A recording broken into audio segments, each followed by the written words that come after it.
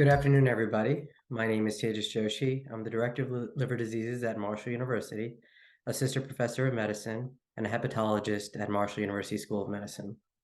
Today's presentation will be on utilizing FibroScan to enhance clinical practice and outcomes in rural health facilities. My objectives today are going to be focused on disease prevalence and demographics, an update on the clinical practice guidelines from various clinical societies, and then information on the clinical practice application and utility of FibroScan and the impact. So liver disease and the continuum of fibrosis to cirrhosis. It's very important to understand how this disease processes and progresses to cirrhosis. Initially, you have a normal liver, and then you develop steatosis, as we call as non-alcoholic fatty liver disease. And that is fat within the liver without any inflammation.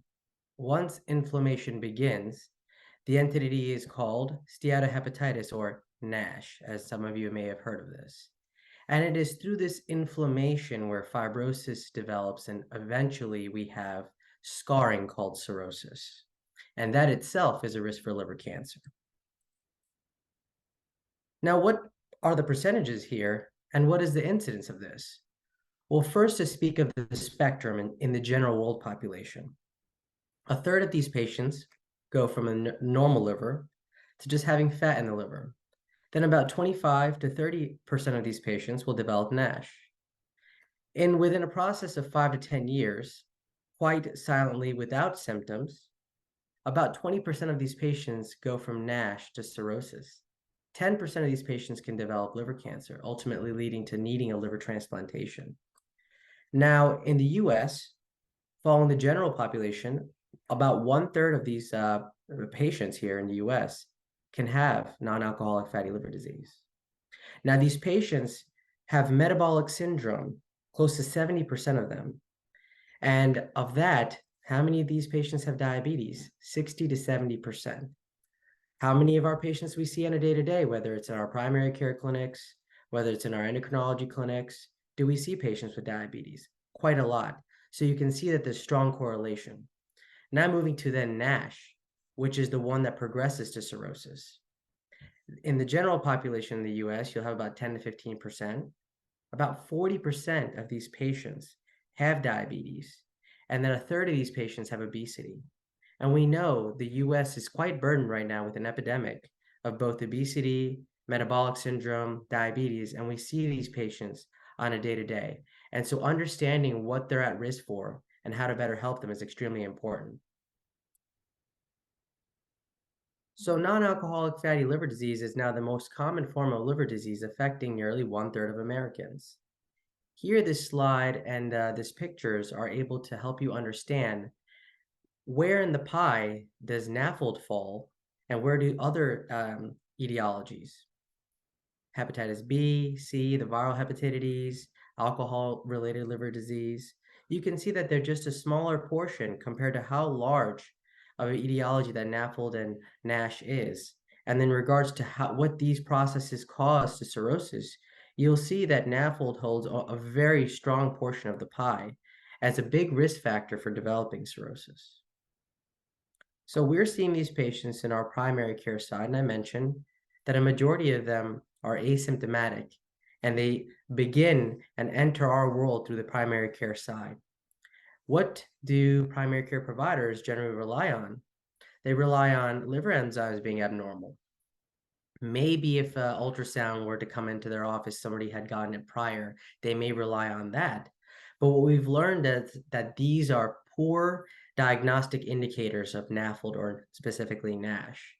So the American College of Gastroenterology and the AASLD, what do they consider as normal ALT is different than what some of our electronic health records may have. Normal in males is 29 to 33, and in females it's 19 to 25. So I generally say 30 for men, 20 for women. But if you go back into your EMR records, you should see what the normal ranges are and when it actually will light up as red or abnormal. And so serum ALT can be normal and up to 80% of those with NAFLD and 60% of those is NASH. So really not a reliable indicator of how to make a diagnosis, nor will it be a reliable indicator to say, hey, something's going on here with the patient's liver. Ultrasound. Well, ultrasound will diagnose NAFLD in 60% of patients, but then we still have 40% of patients where it's not picking it up. And so therefore, we need to rely on other mechanisms and other indicators to help us pick up and diagnose these patients and recognize that there may be a chronic liver disease progressing. Symptoms. So what are the symptoms? Well, a study here showed that the most common reported symptom was fatigue and tiredness in 71%. Obesity was a symptom there in 60%. Abdominal discomfort, something we would like to rely on, only about 40%. So relying on a physical exam or relying on the patient complaining to us about right-sided discomfort or stomach pain is not really going to be an also helpful diagnostic tool to make this diagnosis of NASH. And majority of our patients, for various reasons, complain about fatigue. It's very subjective. So metabolic syndrome, it's a multi-system disorder causing a bunch of different illnesses that we see in our clinics. Our patients are coming in with diabetes, they're developing obesity, gallstone disease. Some of our patients, as a consequence of this, are having PCOS or heart disease or severe osteoarthritis. Now, all of these create this spectrum that's directly linked with non-alcoholic fatty liver disease. And we know that this metabolic syndrome that we're seeing more and more commonly in our clinics is linked to an increase in cardiovascular deaths. Obesity, metabolic syndrome is linked to 13 different cancers in our body. And we know now that both the metabolic syndrome and NAFLD creates a significant multiple-fold increase in different cancers like liver cancer, stomach cancer, pancreatic cancer, and lung cancer. And as I mentioned, 12 or 13 even more. So what are some of our societies saying that are providing guidance to us? Well, here, the American Association of Clinical Endocrinology is recommending that it's both cost-effective and appropriate to begin screening early, as there's a high prevalence of these patients with liver disease in our clinics who have diabetes. And so screening can begin in both the primary care side, the endocrine side, and we just need to recognize that a vast majority of these patients with NAFLD and NASH are going to be in our clinics, and that we need to do a better job of recognizing that these patients may not have elevated liver enzymes, but may be having that clinical significant fibrosis.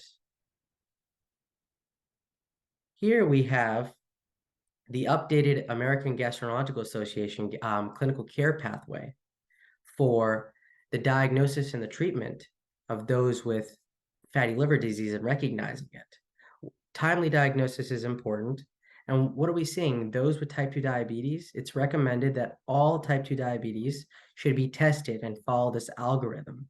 Those with 2 or more metabolic risk factors, that being things like central obesity, high triglycerides, low HDL, hypertension, or even prediabetes. Just 2 or more of these you should consider on going down this pathway and identifying these patients early, as these patients may be having NAFLD or NASH.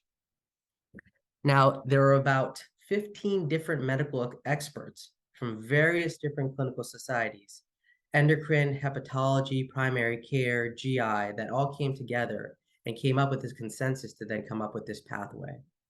Once you determine and identify the patient at risk, you can then utilize things that we have in the clinic every day, CBC, liver function tests, platelet levels, to then utilize a scoring system called the Fibrosis 4 Index, which can be a tool, non-invasive, to help us understand if someone may be at risk for liver fibrosis. After that, if then you follow the scoring system below here, if the FIB4 is anywhere from 1.3 to 2.67 or even higher, these patients, they are at risk for having fibrosis. So we should then obtain liver stiffness measurement, which is one of the things that the FibroScan through EchoSense can provide us. And once we achieve that liver stiffness measurement, it provides us a KPA score, which I'll go into a little bit into the following slides that are coming up. But once it is above a certain number, then these patients are at high risk for advanced liver disease and cirrhosis, and we can consider them for referring to a specialist in that field.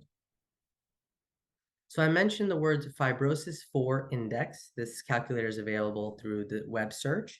It's available on MD Calc, and we can utilize things that are readily available to us. Patient's age, if we get a CMP metabolic panel, we're going to have their liver tests, and then through a CBC, we should have their platelet level. Just with these few variables, we can then identify and calculate those at risk. As you see here, the score is 1.9. This is an average middle-aged individual. You'll see that AST and ALT levels are not very high, and actually these numbers probably won't even flag in a majority of EMRs in this country. And then the platelets levels are just a little bit less than 200,000, and yet this patient is at risk for stage 2 or 3 fibrosis, which I'll get into with the stages. At this point, what is the information and what do we see from the technology that FibroScan can provide us? I mentioned the KPA. It's through vibration-controlled transient elastography ultrasound technology that can help us measure the stiffness of the liver. And that stiffness correlates with fibrosis. And that it's expressed to us in a kilopascals, KPA. And this can help us be a surrogate marker of fibrosis. Now, on the other side, there's another score, which I'll go into. That's called the CAP score, Controlled Attenuation Parameter. Through the ultrasound technology, it can be a marker of fat in the liver. So this can be used for even patients who just have non-alcoholic fatty liver disease, but not NASH. It can come up and provide us information there. And this can help us to inform our judgment, make clinical diagnoses, and allow to place patients in the spectrums. Do they have simple steatosis? Do they have the beginnings of inflammation? These patients are asymptomatic, but maybe then we can pick up early fibrosis, track them to advanced fibrosis, prevent cirrhosis. But what is the importance of this detection and why and early? So the importance of early fibrosis detection. Here's a study that shows that the risk and the increased risk of mortality begins not just at cirrhosis, but rises with liver fibrosis. So you can see here that even when you have the patient progressing to stage 1, 2, stage 3, and then stage 4. Now stage 4 is cirrhosis, but you see that even as they're through stage 1, 2, and 3, making their way to cirrhosis stage 4, mortality is rising, the risk for it. And so what is this burden of NASH that we have, and where are we headed towards 2030? Well, I already mentioned to you that a third of the patient population, well, we're heading to 50% of the patient population by 2030, and that's our risk. What does that mean? More incidences of cirrhosis, more incidences of decompensated cirrhosis, more incidence of liver-related deaths, and then we have one of the rising causes of cancer, liver cancer, and that's 137% rise at incidence by just 2030. And so the failure to diagnose is what we're trying to prevent. Cirrhosis is frequently asymptomatic and is often diagnosed at a late stage. Downstream consequences of cirrhosis include infections, fractures, sarcopenia, morbidity, mortality, when providers fail to register cirrhosis. There's a study that recently came out this year that evaluated about 6,000 patients that had cirrhosis that was proven by liver biopsy on a post-mortem analysis. And they looked back at the electronic medical records, and they found that 41% of these patients never held a charted diagnosis in their health record of cirrhosis. And that shows us how many of these patients were missing, because a lot of these patients are going unrecorded and they were picking this up after death. So where does FibroScan come into this?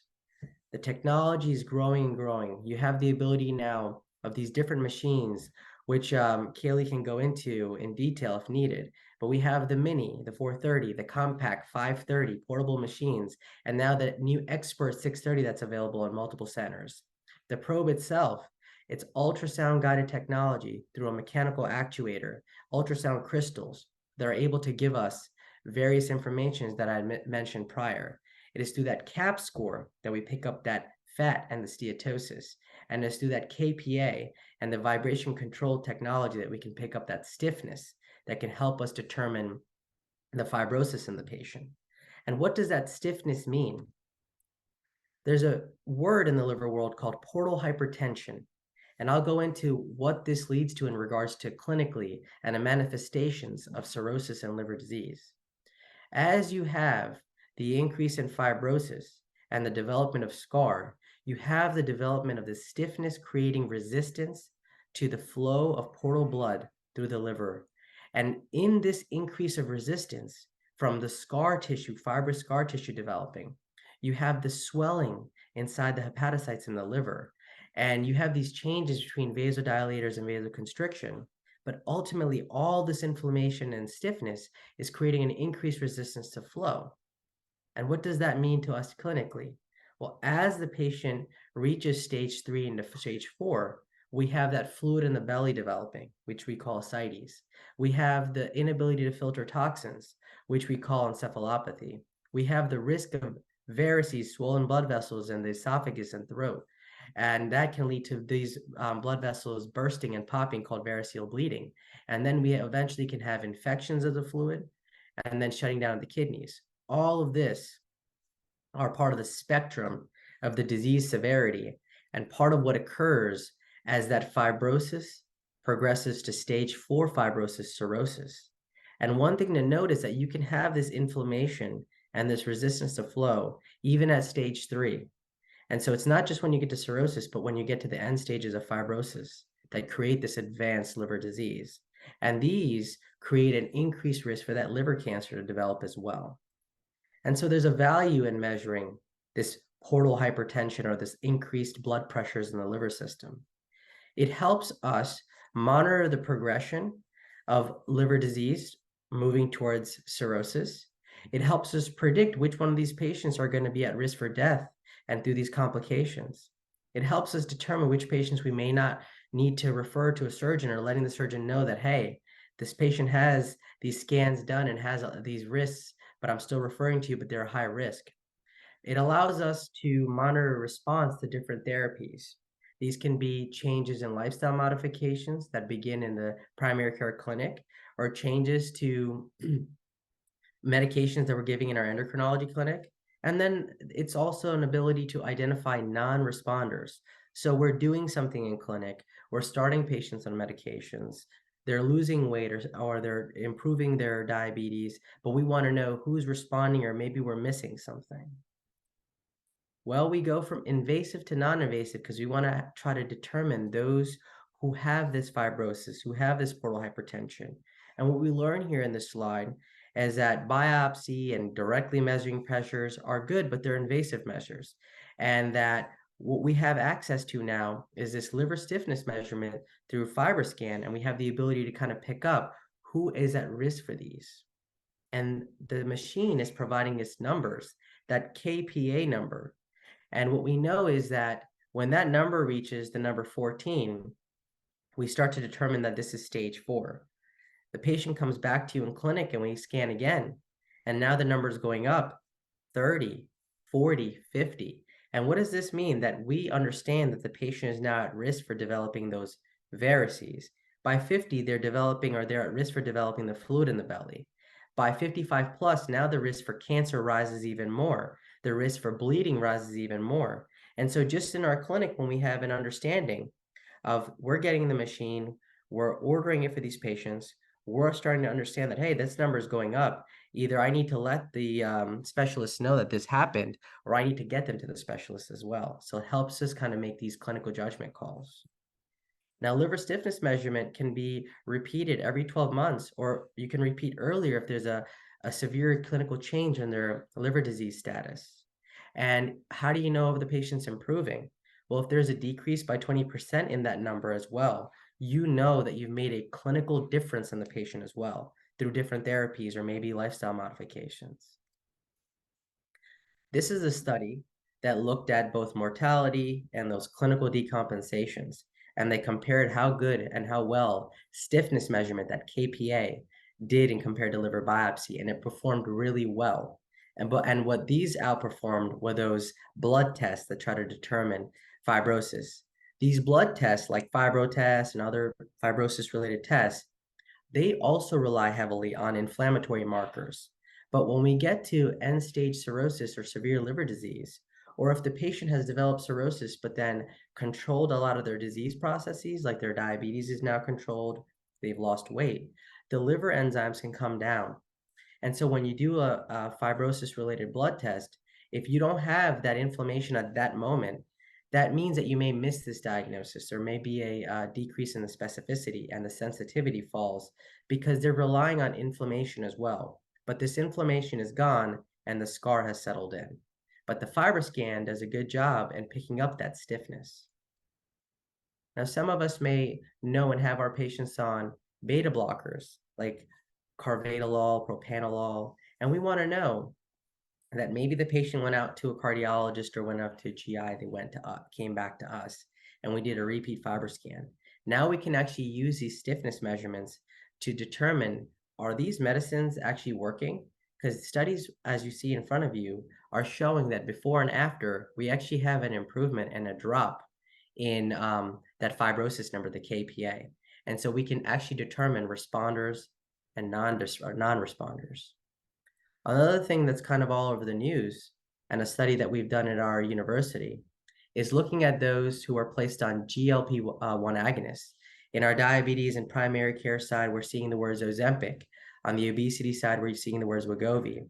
A lot of these are all semaglutide, and these are all GLP-1 agonists. And these medications are helping patients with diabetes, they're helping patients with obesity, they're helping patients have actually what we show here, helping them reduce that stiffness and improve their metabolic syndrome. And we're able to now start to see that we can track this and show clinical improvement.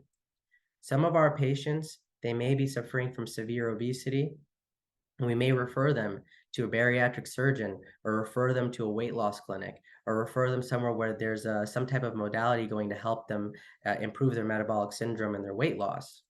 So this is just this study just looked at one way where you can help patients lose weight through endoscopy. And what we see here is there's a correlation and an improvement in both liver stiffness and that fibrosis 4 score. But even in this study, if you compare the fibrosis 4 score from the green bar, the blue bar to the orange bar, you see that there's an actual significant drop from blue to orange all the way on the right column of their liver stiffness. You also see on the left-hand side, the first column, the ALT, that doing this actual intervention on patients is also improving their liver enzymes too. Here's something about the importance of weight reduction through bariatrics.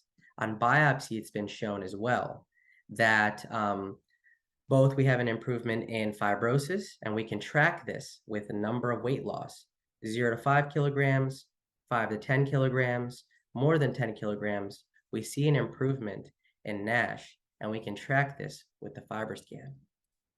Here's another study that was published that looked at what happens when a patient comes to us in our primary care side and our liver clinics, and we diagnose them early of both fatty liver disease, damaged liver, called the stages of fibrosis, or scarred liver, called stage 4 cirrhosis. Well, in our study, we had patients who came to us, who were referred to us in our liver clinic from PCPs, from endocrinologists, and we utilized the FibroScan that was at our institution. And our primary cares are now utilizing the FibroScans and then referring. The endocrinologists are utilizing and then referring. And then we're going over the FibroScan with the patients.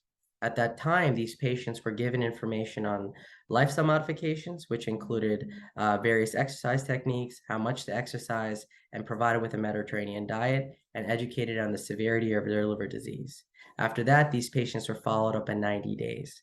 And what we learned was a significant proportion, more than 70% of our patients in our study lost weight, 71% to be exact. They had a reduction in their BMI, about 1.5 reduction in BMI. And what was our demographics looking like? Roughly a little bit more women than men, 62% to 37%. Our patients, 70% had hypertension and hyperlipidemia. In regards to diabetes, a significant portion, more than 50%. And what was our average BMI in our clinic? 35.7 was the average BMI of someone coming to our clinic and being evaluated. And so what this showed us is that FibroScan is a very strong motivational driver So patients coming to us, what we learned is just educating them on their stage of fibrosis and educating them about the disease process and that things are progressing was very motivational to our patients. And we proved this in just 90 days. Here's another utility. I mentioned to you that one of the fastest growing cancers in this world, and specifically in the US, is liver cancer. And so this right here, the newest evidence is showing that we can start to utilize this as a way of saying that the patient's having an increased risk for liver cancer, and it's time to get them to a specialist or do an ultrasound. And now in our liver clinics, we're actually using this to determine when should we use a CT or an MRI. So what are some key takeaways here? NAFLD affects 25% of the world population and 1/3 of the US population. The primary prevention is key. Metabolic risk factor management is key, and this is what's happening in our primary care clinic side and our endocrinology clinic side. The stage of fibrosis is directly related to that rise in mortality, important predictor of outcomes. Non-invasive methods such as FibroScan, basically transient elastography to check that stiffness, is a surrogate to determine the stage of fibrosis and helps us determine that rise in mortality. It's important to identify this at-risk population so we can begin early intervention. Liver stiffness measurement is helpful in both diagnostic, but then prognostication as well. And then to use that as a tool to monitor the progression or the improvement of chronic liver disease. We can begin these patients on treatment or refer out and find that they've been started on treatments and then monitor their status. And we can even utilize this as a liver cancer screening tool to determine those at risk. Thank you for allowing me to provide this information to you today. And this was a sponsored event by FibroScan and Echosens. And for any additional questions beyond for this, I'll take questions on this PowerPoint presentation. But if you have additional questions about support, access, getting this machinery to you, we have our local representative and Kaylee Sarkisian, and here's our information. Thank you. Well, while we're letting everyone take a look at that slide, I did want to just take a second to introduce myself. You know, Dr. Joshi was excited to dive right into the presentation. But for those of you that don't know me, my name's Kaylee Sarkisian. I'm the local territory manager for Indiana for FibroScan. And you can see my information on the screen here. So we were very excited to present to the IRHA today. You know, as we all know, rural health communities are typically disproportionately affected by liver disease and risk factors associated with liver disease, like obesity and diabetes and other, you know, morbidities that Dr. Joshi ran through. But at the same time, as an organization, we're starting to see widespread adoption of FibroScan in more of these types of rural or federally funded clinics, and they have all reported to us enhancement in patient care and long-term positive impacts on patient compliance and general clinical outcomes as well. And I don't, sorry, a little loud in here. The nice thing about the technology too, just from a rural health perspective, that I do want to clarify is that the technology itself, the operation of it, can be done by any medical assistant or med tech level clinician. And then the interpretation can be done by any APP or physician. So this technology can very much thrive even in a rural health clinical setting, especially one that may not have direct access to GI or hepatology or imaging. And so, you know, hopefully this presentation, hopefully you found it valuable. And if you do have any interest in discussing this further or learning more about FibroScan, you can feel free to reach out directly to me. Again, my information is on this slide. And if there are not any questions in the chat, I guess we can just I haven't had any come through either. Okay. All right, perfect. Well, thank you, Dr. Joshi, for the presentation. Very informative as always. And thank you, Carolyn, for helping us get this set up. We appreciate the opportunity. Thank you. Yes. For the presentation. Thank you. And if there are any questions, please feel free to, you know, even after the presentation, feel free to contact Kaylee or myself.